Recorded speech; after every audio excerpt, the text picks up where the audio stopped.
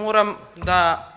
ве вратам или да се вратиме неколку години наназад и да ве подсетам на деновите, нели, кога во наводници немаше правда, немаше мир, па кога со маски на лицата како што носиме денес сите ние, но сега носиме поради пандемијата, ама во 2016 и 2017 година, главно колегите од Социјалдемократскиот сојуз, нивното раководство шетаа по улиците низ Скопје и ветуваа чист воздух, ветуваа дека ќе го решат проблемот со загадувањето и за тоа даваа рок од 1 година. Просто невидено и нечуено, меѓутоа можеби еве тие си веруваа во тоа што им го зборуваше Зоран Заев. Колеги, денес сме веќе крај на 2021 година и од ова што денес го гледам на комисиската расправа, вие како воопшто да не сакате да ја споменуваме оваа тема, односно гледам дека не сакате никој да се вклучите во дебата и да дебатираме, а всушност дебатирањето кое што го очекувам е токму поддршка на нашиот амандман, затоа што денес, односно сега е моментот за поддршка на овој наш амандман, бидејќи се наоѓаме во здравствена криза и загадувањето нормално прави дополнителен проблем во однос на здравието на луѓето. Но еве денес од оваа говорница нема да се обраќам на колегите од Социјалдемократскиот сојуз, туку ќе се обратам на колегите од ДУИ и на министерот од ДУИ, имајќи го во предвид фактот што зелената агенда нели стана приоритет во нивната програма, цели локални избори кои што завршиле без помалку од месец дена, тие кажуваат дека нивни приоритети бараат доверба од граѓаните за нивните кандидати за градоначалници, токму за да ја спроведат ова зелена агенда, која што повторно ќе кажам беше во фокус, почитувани колеги, во целата ваша кампања. И еве ви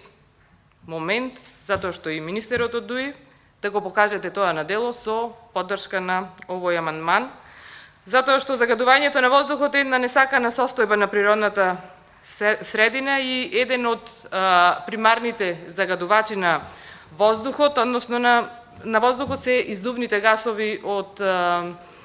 превозните средства, од автомобилите, од моторните возила, кои што се случува благодарение на јаглеров моноксид. Ќе се задржам на почеток еве на Скопје како град кој во исто време води битка и со загадувањето, меѓутоа и со корона кризата, кој што гледаме сите дека за жал е еден од најзагадените градови во целиот свет, меѓутоа за жал е еден од градовите кој што има најголем број на заболени од COVID-19 и најголем број на смртни случаи во светот, воедно и град кој што има најголем, односно најбројен јавен превоз и непреземањето на соодветни мерки за еден ваков сериозен проблем како што е загадувањето на воздухот, како држава не смееме повеќе да го толерираме. Особено, почитувани колеги, почитувана јавност, како што според Пишман, премиерот Пишманаџија во Македонски народни приказни ги нарекуваат таквите луѓе, добивме уште пред 4 години датум за отпочнување на преговори со Европската комисија и токму заради тоа не смееме да дозволиме тапкање во место повеќе токму по однос на ова прашање. Овој амандман кој е во интерес на сите граѓани, односно го засега буквално секој човек во државава. Јас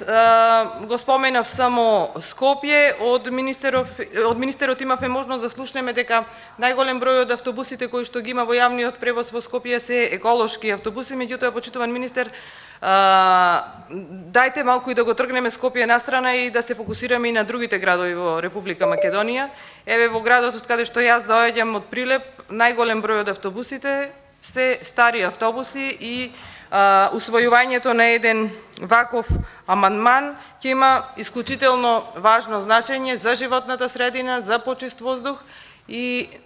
сигурно за здравието на моите сограѓани, односно за нашите сограѓани. При тоа, зошто сметам дека треба плюс да се усвои, затоа што споредувајќи го буџетот, односно средствата кои што беа предвидени за аерозагадување во 2021 буџетот и 2022 година, можеме да забележиме дека имате предвидено